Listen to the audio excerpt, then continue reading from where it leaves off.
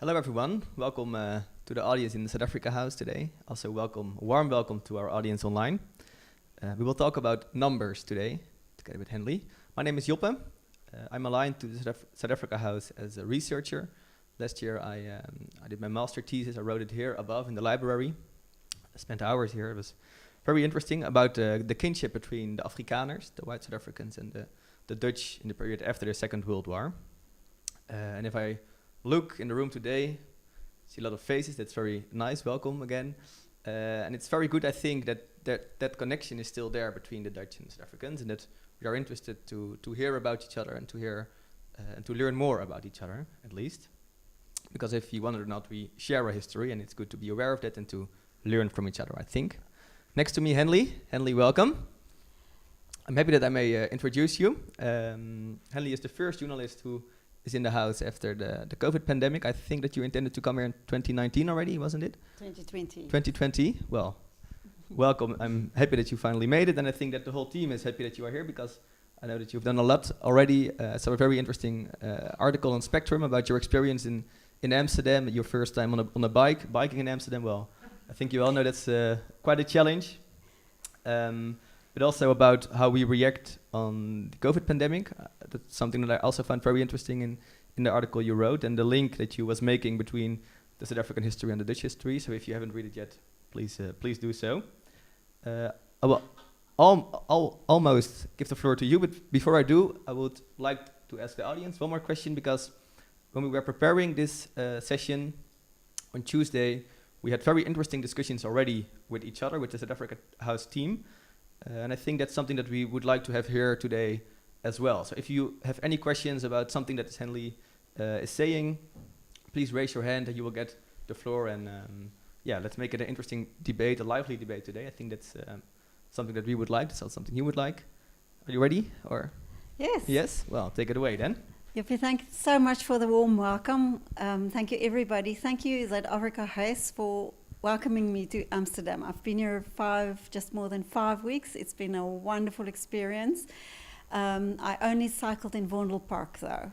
That was as brave as I could get, because you guys are waansinnig on fietsen.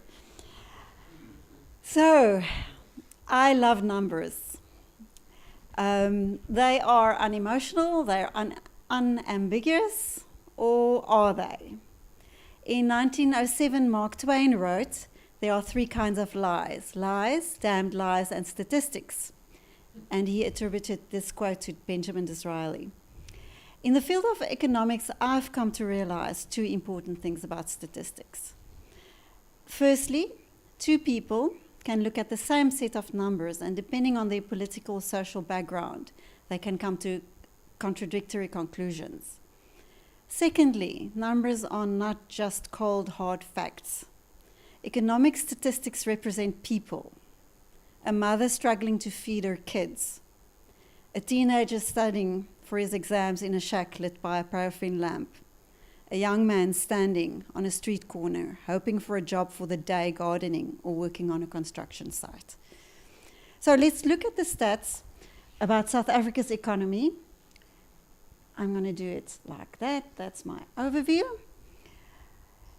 Keeping in mind that we all view it through a different lens. I will not pretend to have all the answers, and I'm sure we'll have a lively debate about a couple of the issues that I'll touch on.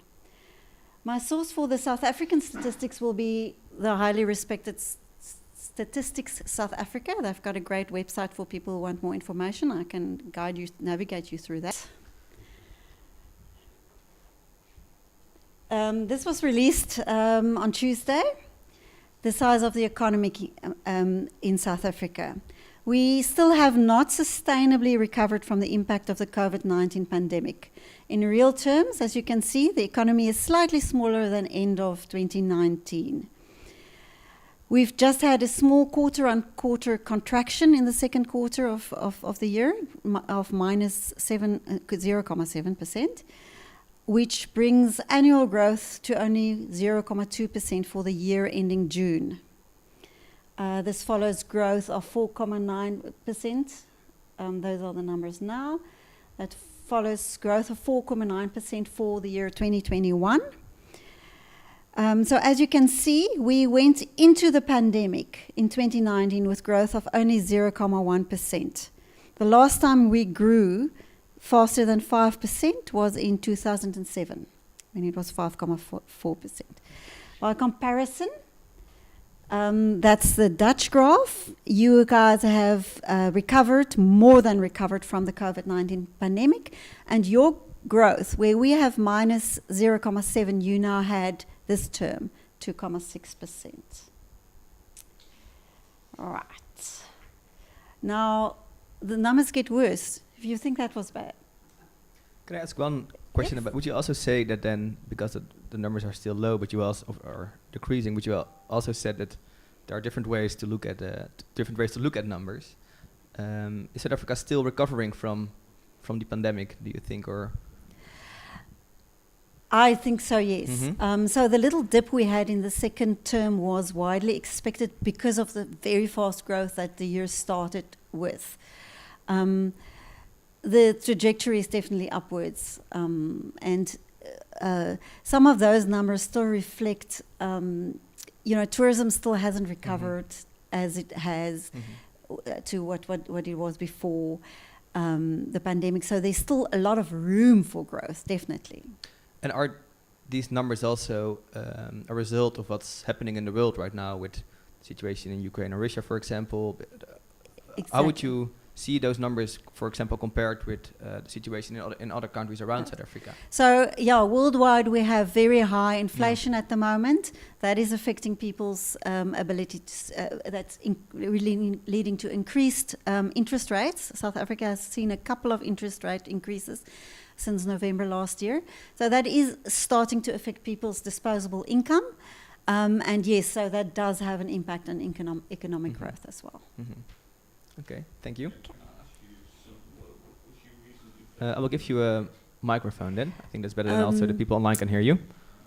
I'm sorry, I was interested in the most recent inflation. Can I come back to you on that? I'm having right. a brain freeze at the moment. It's more than 6%. I think it's in the region of 6% or 7.4, something like that. 7.5. Thank you so much. Okay. Sorry, I struck a blank there for a moment. So our inflation rate didn't increase quite as quickly as, for instance, UK or US inflation, but it has increased, and there is still fear that it might increase more. Okay. Do you know the reason why the inflation is lower? Because in the Netherlands you have 12% now? So we started from a higher base than you did, and there is a lot of credit to the Reserve Bank for starting quickly with interest rate increases, because that lowered people's expectations of wage increases, etc. So that sort of held prices at bay for a little longer. But there are a lot of things we cannot control, like oil price, price of grain, which we import most of, wheat specifically. Oil, sunflower oil from the Ukraine, and the backlog at harbours that is still a result of the COVID pandemic. So those are things we cannot control. But the Reserve Bank has done a lot by preloading interest rates or hikes.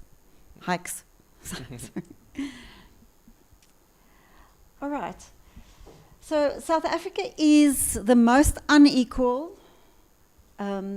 country in the world, according to the World Bank. Our unemployment rate is also the highest in the world. Our official unemployment rate is now 33.9%.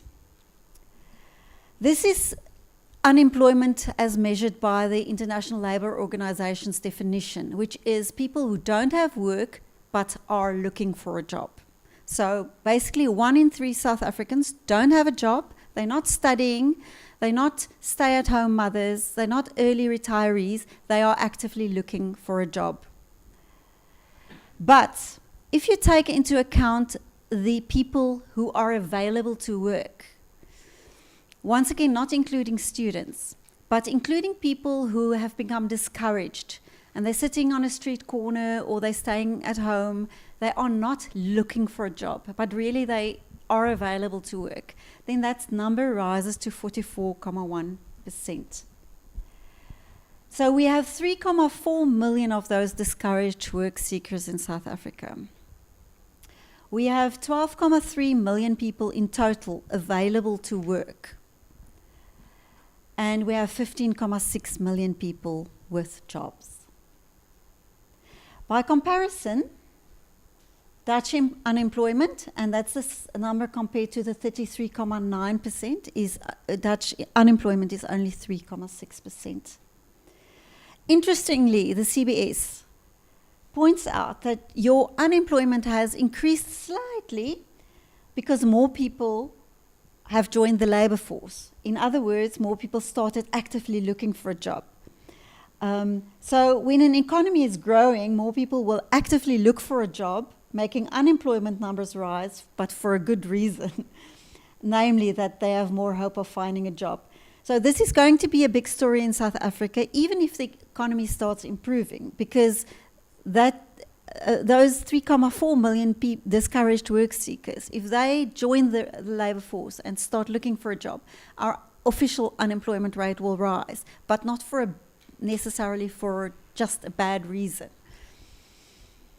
Another interesting thing to know that I noted when I did the research is that you guys measure unemployment for people up to the age of 74 years. We only measure up to 64. We regard that as 65 as retirement age. So that was just an aside that I found interesting. Any questions on this slide? No. One question that raised my mind when you were talking about people who don't have don't believe in the economy anymore, that they don't want to apply for a job, so that they are not on the 33.9%, well, on the others as well. How do they live? How do they make sure that they have their food, and how does that work? So, we do have an extensive grant system that I'll mention later on, but Ulita might agree or not agree with me, but South Africans are incredibly resilient and they hustle. They have little, they buy and sell things, they work for hours here or hours there. And a lot of people, there have been economists that have pointed this out, that people might be working, they're earning a little bit of money, but they don't regard themselves as employed because they're not earning a salary or they're not working all the time. So at the moment that somebody from Statistics South Africa asked them, do you have a job? They said no. Okay. And is that also part of the informal economy? Or the unemployment does take into account informal employment as well, yes. Mm-hmm. So this is just diving a little bit deeper, and I'll try to move quite quickly through this detailed numbers. Unemployment by race. So I give two numbers for each set that I'm going to give. So to go back, it will be this 33.9, that's the official number, and the 44.1, the expanded number. So for each race, gender, etc., age group, I'll give both numbers, and you'll see how bad it gets. So for black people, the expanded rate is 48 plus. Coloreds, Indians, Asians, whites. And just to put things into perspective, that's our race profile demographics in South Africa. 81% of people are black, about 8% of people are white. By gender, I'll just quickly do that. So women more likely to be unemployed. Then one that is really interesting and sad is unemployment by age. So you need to understand when you look at these numbers that 3 out of 4, almost 3 out of 4 young people between the age of 15 and 24 years old is not working. And this does not include people who are at school. They are not part of the labor force. This is just people who left school, they're not doing any further studies, and they're not looking for, they don't have a job. And a high percentage of them is not even looking for a job. Do you maybe know how big this group is in numbers? Do you know how many people? In numbers, sorry, I don't have Because the numbers the on me. I can go research it quickly for you later. But we do have a very young population, as you can see, according to that graph. So the 15 to 29-year-olds is 25. It's a quarter of our population. And 30 to 49 is another 30%. So it's quite a big percentage of people. I think based on that, the age also put in the school leaving age, like from the age of 18, and also the first graduates that are not being able to be absorbed in the work stream. So that is why the high percentage and in that age. Okay. Thank Absolutely. you. Yeah. One more question, if I may. How is the situation evolving? So how was it, for example, 10 years ago? Do you know that? Is it getting worse or is it? Well, employment was in the first term of 2022 has been at a record for quite a number of terms. Now it's improved just a little bit, so it's not at record heights anymore, but it is very close to record heights. So there has been it's gotten worse. Employment has increased, but employment isn't increasing fast enough to absorb our young population as they, like you said, as they matriculate, as they graduate, or as they leave school.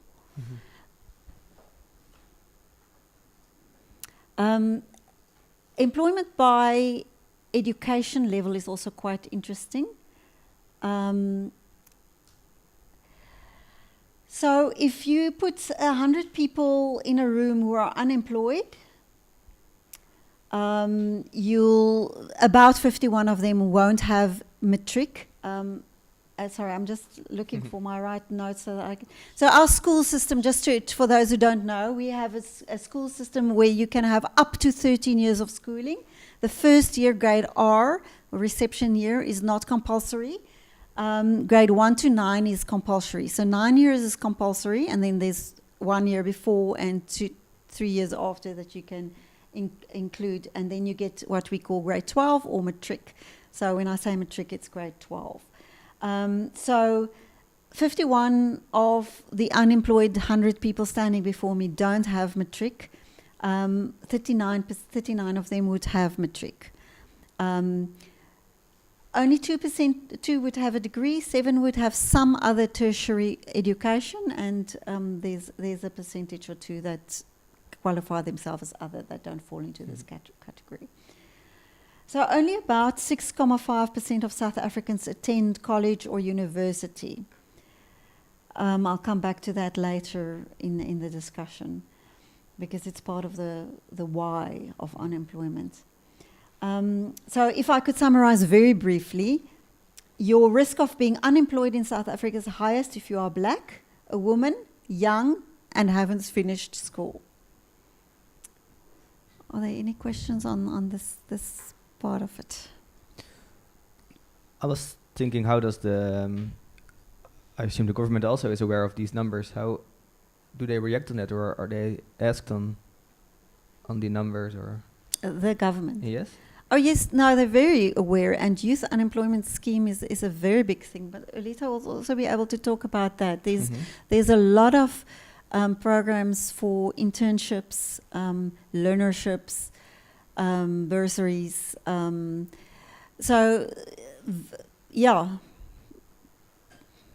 Very much aware of the program. I mention it further on when I talk about the solutions as well.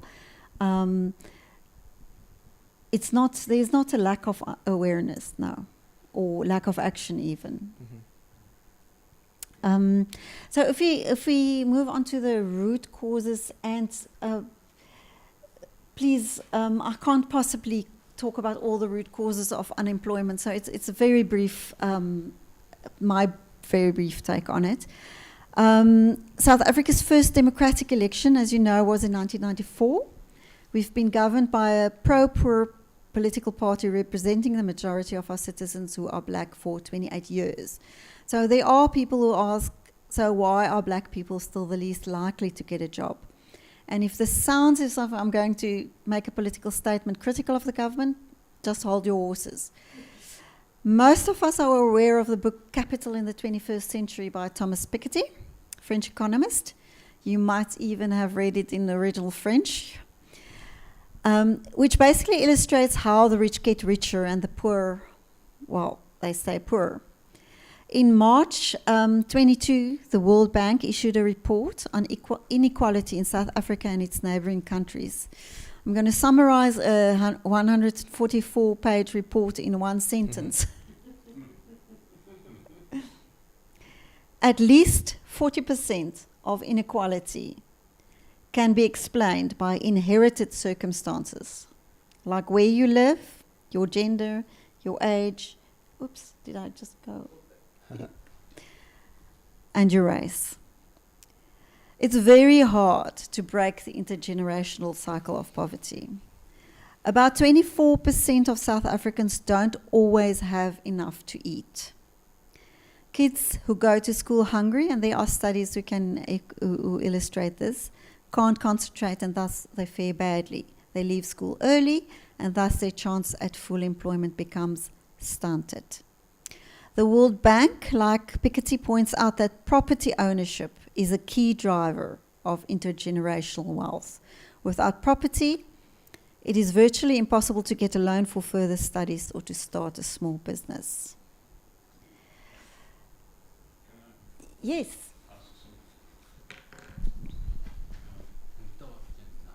Ja, mijn naam erbij. Oké, André Peijmans. In the Netherlands, we consider education as the equalizer in terms of reaching a higher position in society. I was wondering, are there, for instance, grants available for children from who are born in families that can't afford a higher education? Okay, so to start at the primary at school level, we have a very high percentage of no-fees schools where there's no school fees. There are bursary systems. We have a system, but there's also a lack of space at universities and colleges. That's also a big thing. There are too many people applying for too few positions at the universities. And it is a very complex problem because, I mean, if you've been struggling at school and you don't have the grades, you have to have a minimum percentage to get into college, and a lot of kids just start with a big disadvantage, and they don't achieve the marks that they are actually capable of because of their circumstances.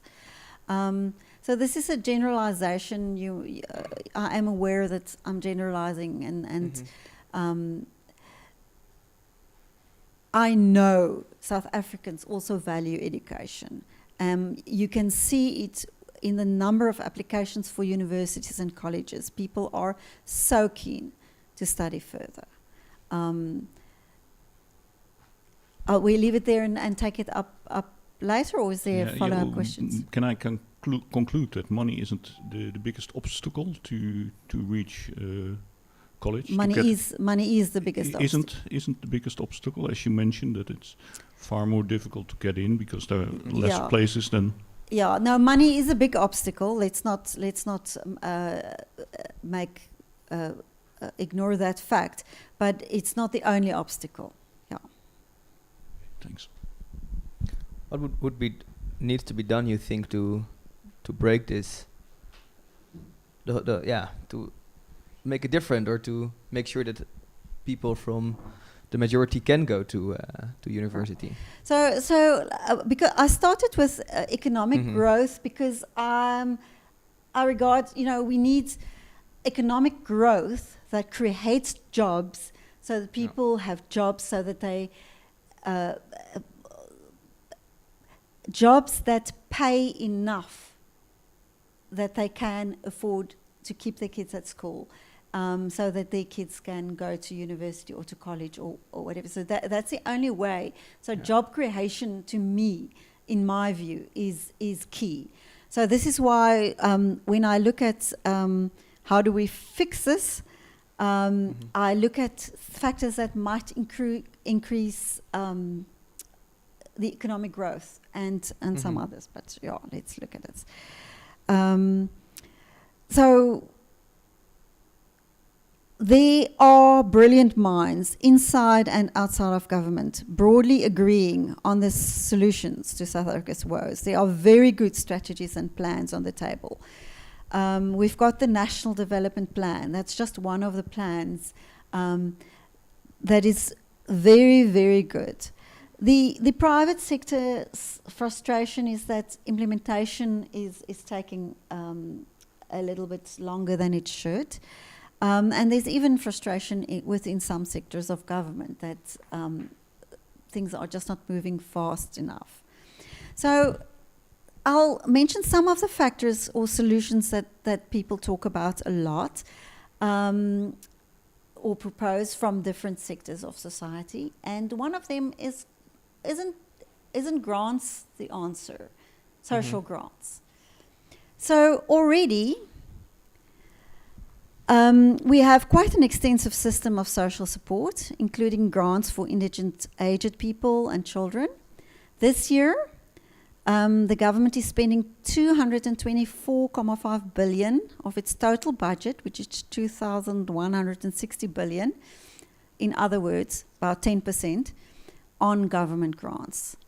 In 2021, it's okay, 35.7% of individuals received some sort of a grant. Too many things there. And if you look at it on a household level, almost 51% of households, there was somebody, at least one person, who received a grant. So during the pandemic, the government instituted a new emergency grant for unemployed people who don't receive any other kind of grant. This grant has just been recently been extended to March 2023, and most South Africans expect that this will be changed into some form of permanent grant.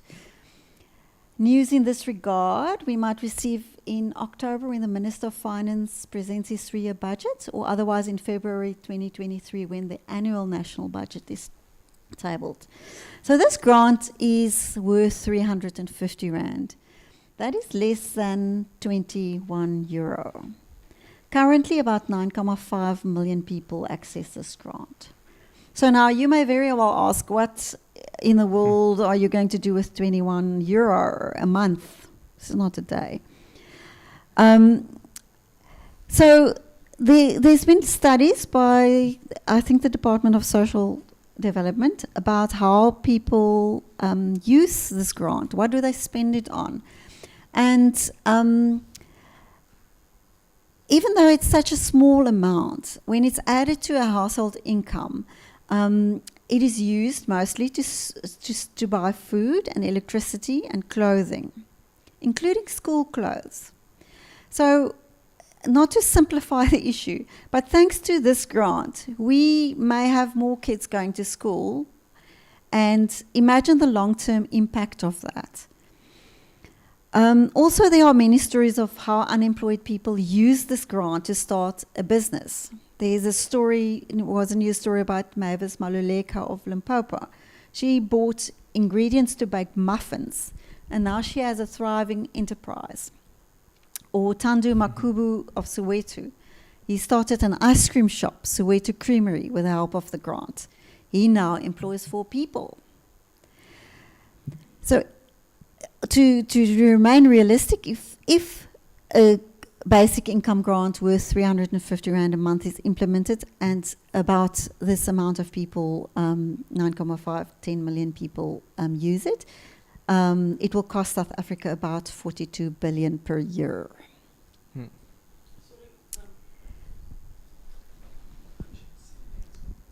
Oh, okay. My name is Olita Levelo. On the same thing for the grant, I think maybe you need to differentiate between the old age grant, the orphanage grant, and the unemployment grant, and also the children's grant, because all have 3 different categories and different income, in such a way that if you get a household of a pensioner living with orphanage children, and the amount tends to be different than just an unemployment grant, because the 350 is just unemployment grant, but also we have a grant for senior citizens as well as orphanage, so it's different from that. And do you know the amount of the other grants then?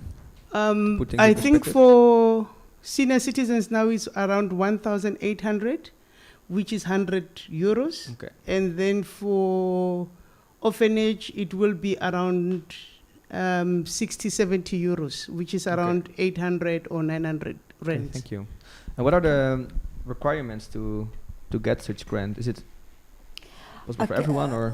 So it varies, but it's income based for the old age. So if you have property to a certain value or an income already to a certain value, you don't qualify for it. The children's grant, same thing. But there's quite a number. It's in the millions of people who qualify for it. Yeah. And do all people, maybe a silly question, but do all people in South Africa have a bank account? So do they transfer directly to their bank accounts, or? Yeah, that's an interesting question. Most most recipients of the grants do have a bank account into which it's paid. But there is a debate. Maybe you know the answer. There is a bit of a debate. The post office also now pays it, so then they don't need a bank account, as far as I know. I might have to check up on that. Yeah. Okay. I can continue. Okay, so the other argument is, why don't we just increase taxes, especially on the wealthy? Then the government can just spend more in order to create jobs.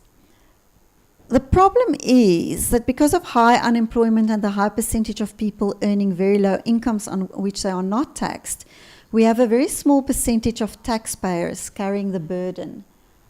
So 25% of individuals at this stage pay 80% of the personal income tax. So just to clarify, personal income tax is just one of many taxes. So this is not the total picture, this is just a picture for personal income tax. So in terms of personal income tax, we've got about 1.6 million people, and we've got a population of 60.6 million So people. 1.6 million people pay 80% Of the taxes. of the income taxes. Yes. The Treasury itself this year emphasized that tax policy must focus firstly on broadening the tax base, and secondly on improving tax administration rather than on increasing taxes. Simply increasing government spending without increasing taxes is untenable in the light of South Africa's high debt to GDP ratio, which is currently 70.7%. All right, now this is a topic that we love talking about. Or do you want to go back? You want to go back? We already started with the trend part, but I was wondering if you look at to the outlook, first an increase but then a decrease from 2025, 2026 onwards.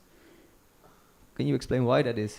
Or so there has been some. I'm not going to go too deep into the details of that, but we did get a World Bank and IMF loan during the COVID time, so there was some increase in our debt, and also because of the increasing interest rates, our debt expenditure will increase a little bit before it decreases as a percentage of GDP. But that's not a very positive outcome, I would say. You know, our numbers, and I'm sorry I didn't research the Dutch numbers, so I can't go there, but our numbers aren't outrageously high compared to international numbers. And the trajectory is the important thing that the credit rating agencies also look at. Yeah. Okay. What I can say is, I mean, apart from this, the government is looking to to balance the budget on primary level before interest cost is calculated in the next couple of years. So basic before interest expenditure is added will balance, should balance. Mhm. So, what is load shedding?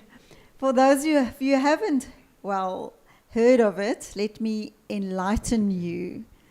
Enlighten might not be the right word. As you can see, South Africans will find a way of making fun of anything and everything. So Eskom is our state-owned power generation company, and it produces about 95% of all electricity in the country, mostly from coal. Over the course of many years, Eskom neglected proper maintenance of its power stations, which means they are extremely unreliable. So on many days, South Africa, the need for electricity is higher than Eskom's ability to generate electricity. That is when we get load shedding. It's a controlled way to limit power usage. So you're on a schedule with a phased system. On phase 1 load shedding, you'll have one session of load shedding of about 2 hours a day. And phase 6, you might have 2 to 3 sessions, so about 6 hours of load shedding during the day where you don't have electricity. So Eskom's problems can be largely attributed to another very well-known South African term that you might have heard of called state capture. This was the appointment of corrupt people who aided tender fraud at large state-owned companies. Some economists calculate that without load shedding, the economy could have grown 3 percentage points faster. So instead of growth of 0.2% for the year until end of June, we would have had growth of 3.2%. So imagine the job creation potential of consistently faster growth over years and years of load shedding. I have to think about the ice maker with his grant. Imagine to make ice with the load shedding. Yes. Yeah. Well, he might have a generator, as many South Africans do. So, on the upside, President Cyril Ramaphosa recently announced far-reaching steps to solve the country's energy crisis. This includes removing red tape, for private power producers to get approval and allowing them to sell their excess energy back to Eskom at good rates. Apart from aiding the economy, these steps will move South Africa to green power generation at warp speed if they are implemented quickly. Any questions on Eskom? That could go on a while. Yes, Simon. I was wondering, Simon, I was wondering whether Eskom is going to invest in sustainable energy as well, next to the core business of probably it's coals and gas in South Africa. Yes. Okay, but are they planning to invest more in sustainable energy as well on the side, maybe, or Yes. is that something private? Quite interestingly, Eskom has recently made available large areas of its own land, which is going to rent out to private wind and sun power generators. Eskom is also going to get grants from European companies for a just energy transition. We call it JET. So yes, there is a movement for Eskom itself to move towards that, but it is going to take time. You know that we've got 2 massive new power stations, Kusile and Medupi, they're not even up and running completely yet, but almost there. So they'll have a lifetime of another 20, 30 years. So it will take time to move to a just energy situation. Because I was thinking about this in relation to unemployment, for example. Or do you think that these kind of jobs are maybe not available for most people unemployed right now? That's a very interesting question, and obviously also a very complicated one. So I'm not going to pretend to be the expert on this issue. I always used to think that the unions are against green power because of the job losses that would happen at the coal power stations. But recently there has been a shift and a realization that if every roof becomes a solar generating capacity, every home, every business, etc., that's also going to create a whole lot of jobs to install and to maintain those systems. There are a whole group of non-government associations, pro-poor organizations and unions that actually favor the energy transition because they see that it can have sustainable job creation. Thank you so much. We've got another question. Right. Hi, Justin. Hi, Justin. So a couple of years ago, there were plans to break up Eskom into the three distribution, I think generation, and I can't remember the Transmission, yeah. So where are those plans? I have Alright. not really seen that in the news lately. So in December, it was announced that the one which is the easiest to separate, and Ulita might help me, it's transmission, I think. Transmission now has its own board or is in the process of getting its own. It's very close to being a separate entity. So that process is ongoing as far as I know. I don't know if you want to add to that.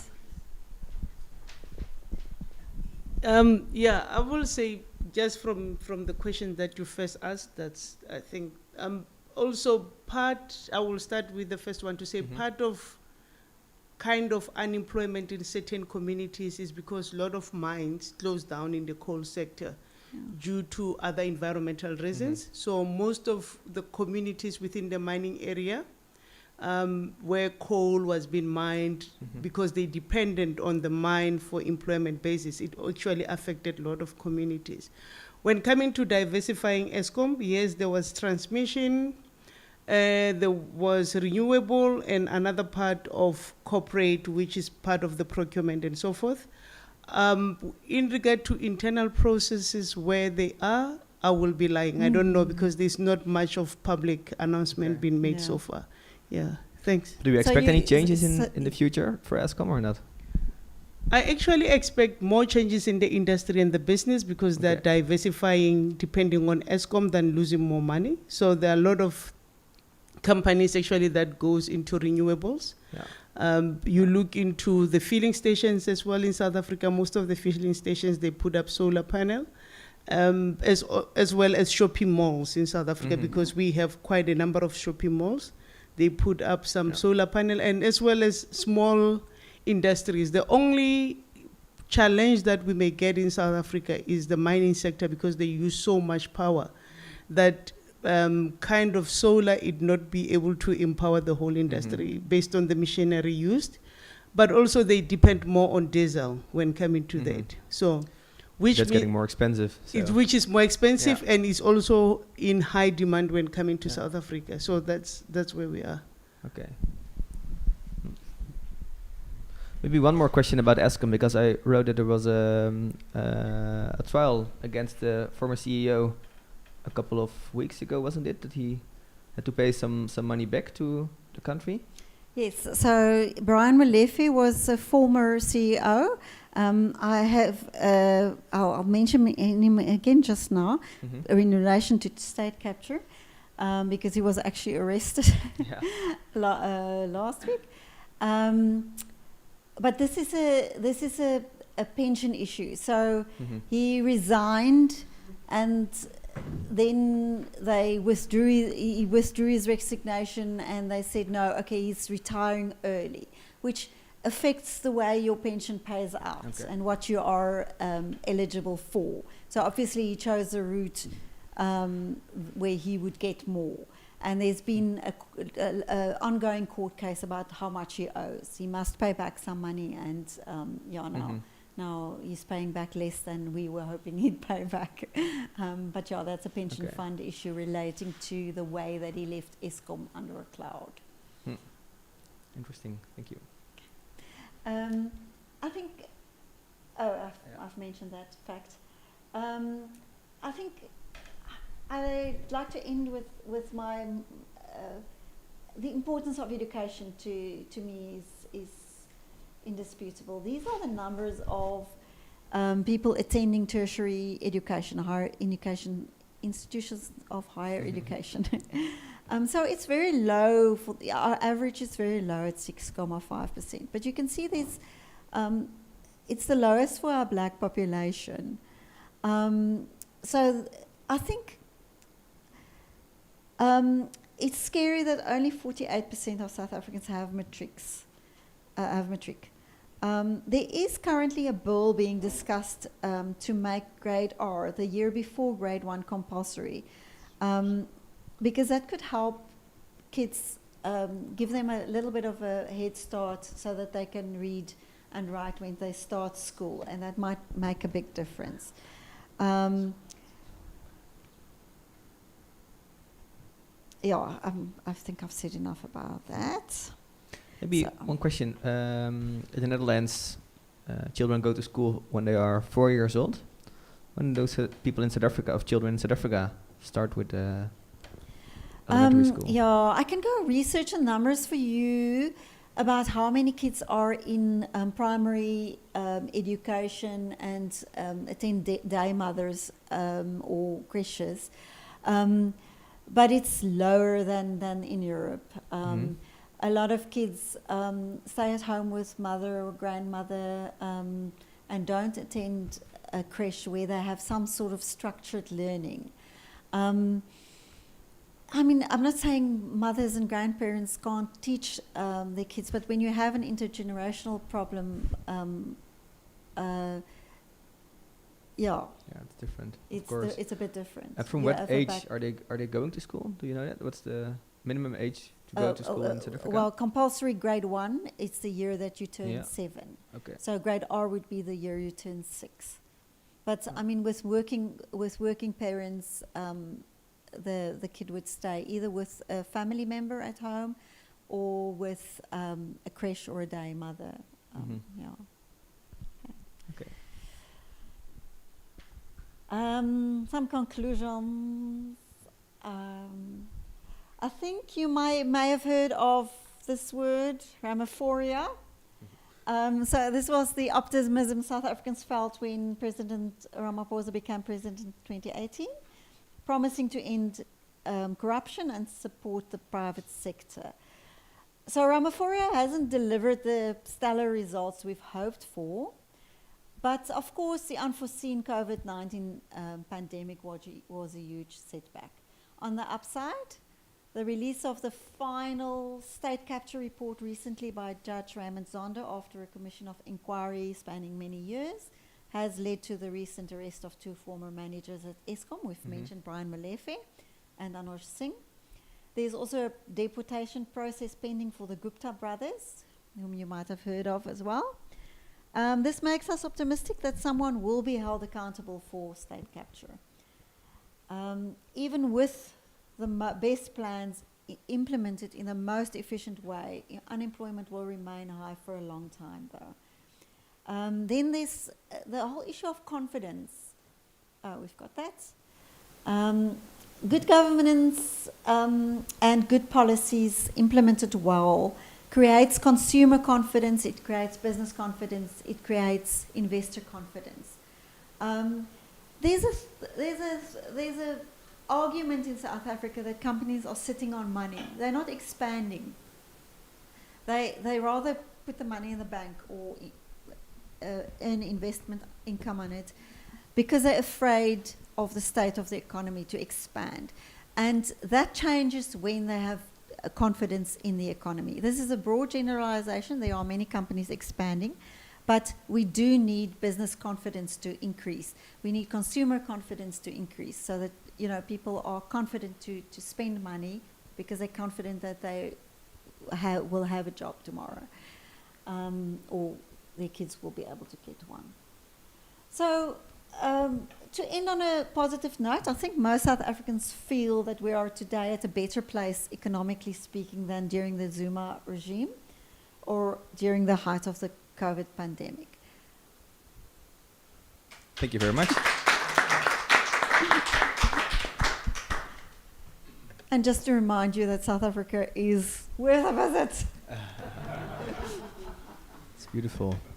Any questions from the audience? Thank you very much. I found very interesting to listen to you.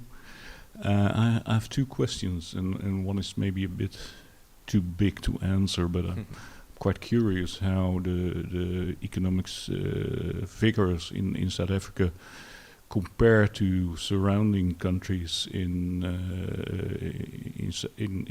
the southern part of Africa. And my second question is, on the last sheet, I read the word confidence. In my previous life, I worked as a lawyer for the authority for the financial markets, and so in Europe we try to strengthen the confidence by supervision systems. And I was wondering how does that work out in South Africa? Do you have, of course, a central bank, and do you have supervisors for certain parts of the economy? And I was involved in, you might have heard, the Steinhoff scandal with Joost Zwarte, who was CEO. I think it was a fraud of about 8 billion in euros, and which is huge. So I was wondering, how does that relate to your system of supervision, and what happened with the case later on with Joost Zwarte with the fraud? Are there any legal issues now in South Africa?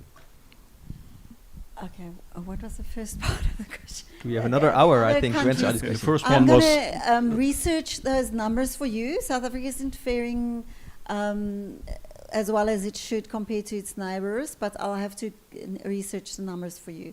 I can quickly do it when we go offline. In terms of the Marcus Jooste Steinhoff, yeah, there's still a long legal battle, I think, to get somebody to be held accountable for that.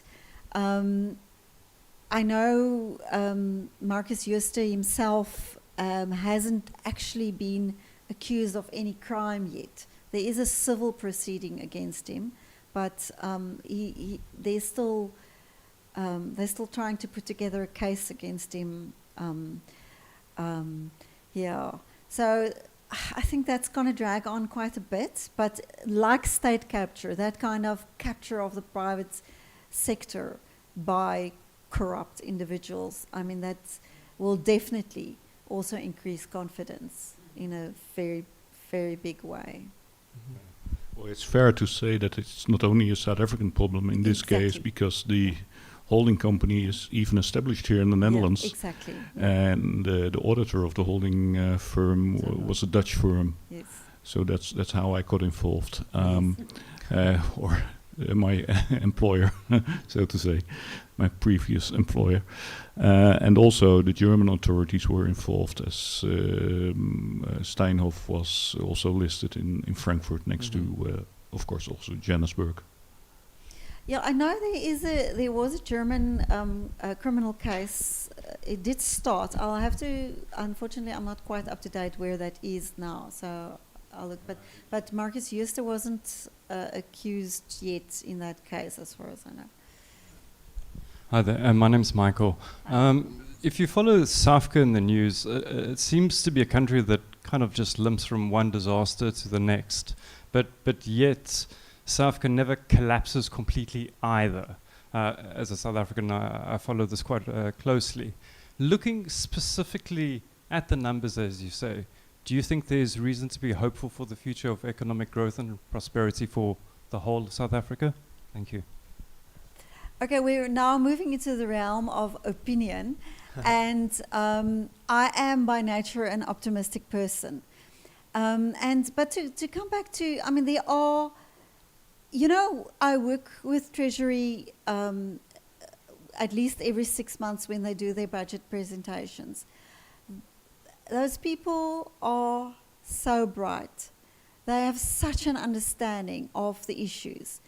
The Reserve Bank, that's an institution that is so highly regarded. Stats SA. We have so many very strong institutions, and institutions are the backrock, I think, of keeping us, you know, it's like the pylons underneath these houses. It keeps us standing. It keeps us from collapsing. There is a big fear that if inequality and poverty keeps, or unemployment rather, keeps increasing, we'll have more social unrest. We've already seen quite a lot of social unrest. So I do have a sense of urgency. Things must change, otherwise things can explode. The pot can boil over. As you say that, maybe from the government side as well, Olita again. So, I will say I'm very optimistic looking at South Africa, where we are now and where we are going.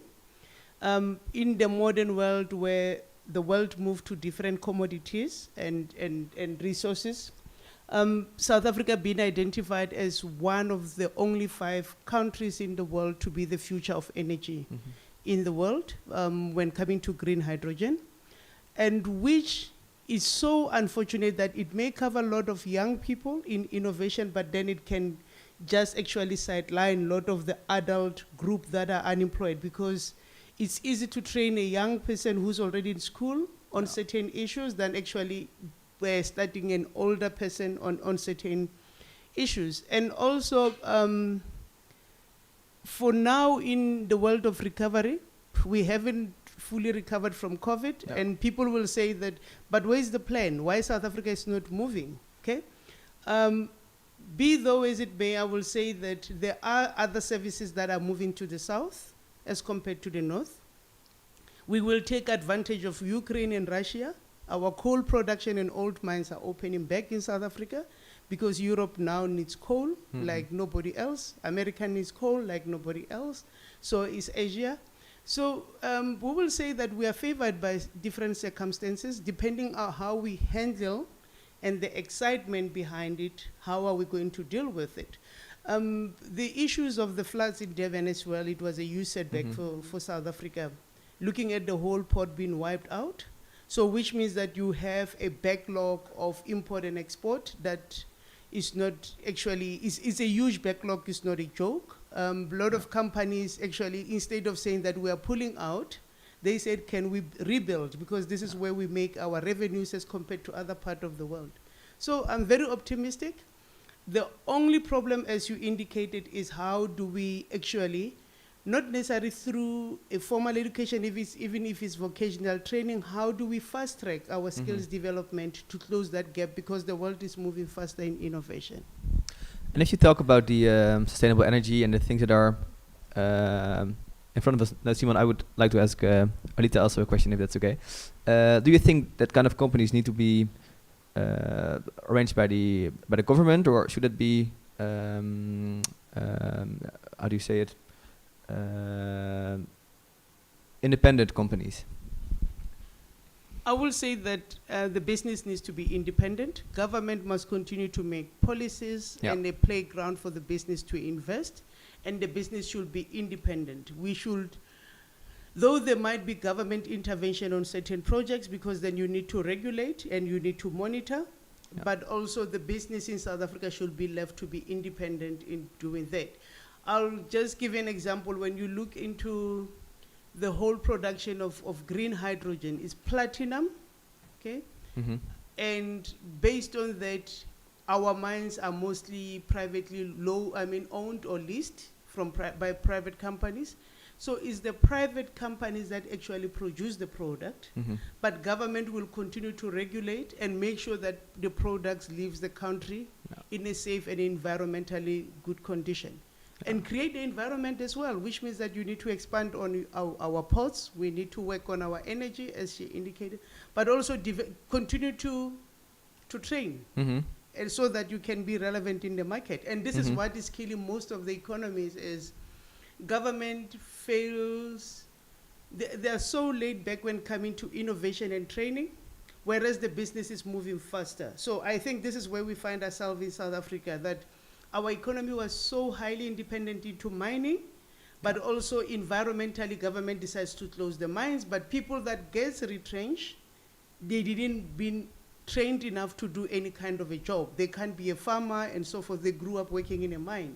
So in this, I think is an eye-opener for South Africa to say that let's create and generate this kind of skills so that we become relevant to the business market. But you also should be aware that you don't focus too much on one thing, I think. No, Because that's what you see with the mining as well. If you now focus fully on this new type of energy. It's mostly diversified energy. Yeah, it's mostly diversified. And also we are big in the space of food technology. South Africa is big.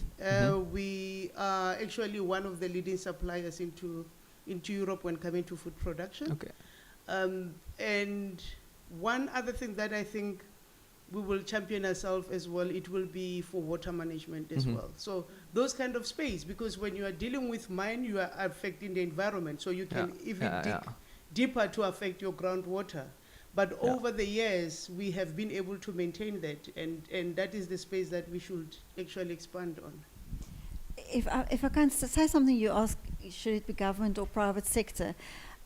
This is something that the COVID pandemic has changed the conversation in South Africa in a big way. The private sector and the government cooperated so well to get the vaccinations out, to help treatment even of state patients in private hospitals. There was such a degree of cooperation that it changed the conversation.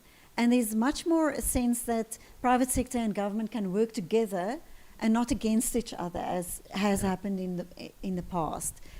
I don't know, leave it there. We've got another question from YouTube.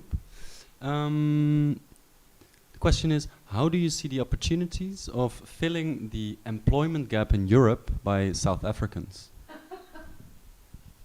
Shall I restate? So the question is, how do you see the opportunities of filling the employment gap in Europe by South Africans?